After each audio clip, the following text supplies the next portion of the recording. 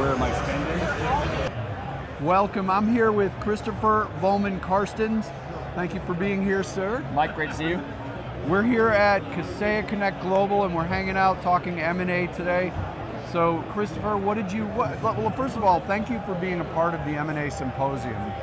What's your big takeaway from that, just from being here and being at the event?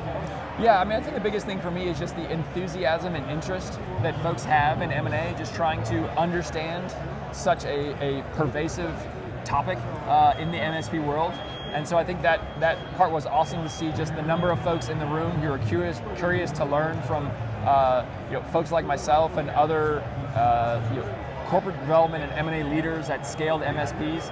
I thought that was a really unique opportunity and venue and forum to participate in.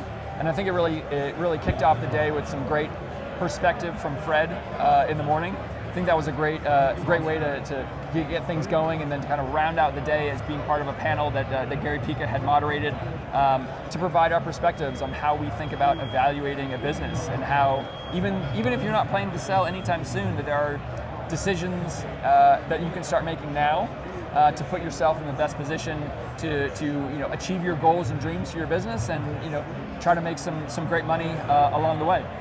Yeah, and I loved that panel discussion. We called it the Bark Tank, and it was kind of a play on Shark Tank. So it was yourself and 4 other buyers, and Gary Pica played the part of Susie Schniz, which was an MSP looking to sell. So Gary gave you all the kind of profile and information about Susie Schniz prior to the event, and then you guys did a really thorough, amazing job. Each one of you had about 10 minutes to present what you found in that company and what you felt were some things that stood out, and whether you were interested. And I thought it was really interesting to hear all of your different perspectives. I don't know if I know that's a big question, but maybe could you share a little bit about how you saw that company and what you spoke about it? Yeah, I mean, I think it was a great opportunity just to peek behind the hood a little bit on how we think about businesses, to provide some perspective on not just the financial profile of the business, but also some insights on clients and churn and attrition and growth, and also just trying to understand a little bit more about what the owner of this hypothetical business, Susie, was trying to do with the transaction, or what kind of work she would want to do afterwards, and just to give a little bit more perspective on how we think about evaluating those businesses, just to give some of the folks in the room some insights on whether there are so many things that they should be changing about their own business or improving to make themselves a more attractive business for a buyer like myself. Right, and I thought it was so interesting. But one of the dynamics that I'm understanding and talking to all of the buyers, yourself, there's some things that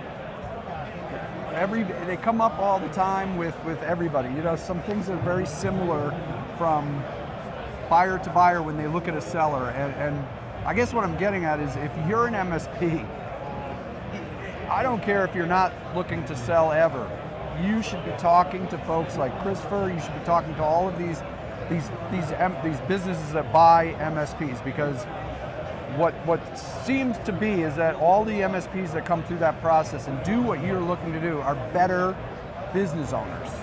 Yeah, I think it's a really important point, Mike, because even if you're planning to sell or not sell for the foreseeable future, if you implement some changes within your business, you can make yourselves more profitable, grow at a better rate, keep your clients better, retain your staff better, and do all these sorts of things, and ultimately drop more dollars to the bottom line.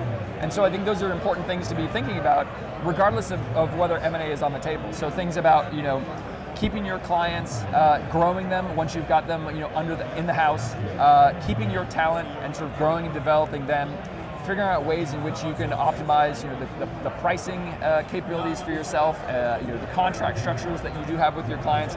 There are a whole host of factors that you can be thinking about that can lead you towards just running and operating a better business. That I think has been a really valuable thing to see as an insight, whether or not M&A is something that's in the cards now or in the future. Great. Well, thank you for being here, Christopher. And before we go, let everybody know who Ntiva is and how they can get in touch with you. Yeah, so hi everyone. Christopher Vollmond-Carstens. I'm the Chief M&A Officer at Ntiva. We're a scaled, national level MSP focused on serving the SMB and mid-market clients. Our real focus is on growth and development of our talent and our clients. So that's really the core ethos of our business. You can find me at christopher.vc@ntiva.com, or even better, just cvc@ntiva.com. Feel free to reach out to learn a little bit more about Ntiva and figure out if there are ways that I can help you run and grow and build your business better. More than happy to have the conversation, because education in the M&A space is a critical component and a key area of focus and interest and passion for me. So reach out to me and see if I can help you. Great. Thank you, Christopher. Thank you, everybody, for watching. Thank you very much.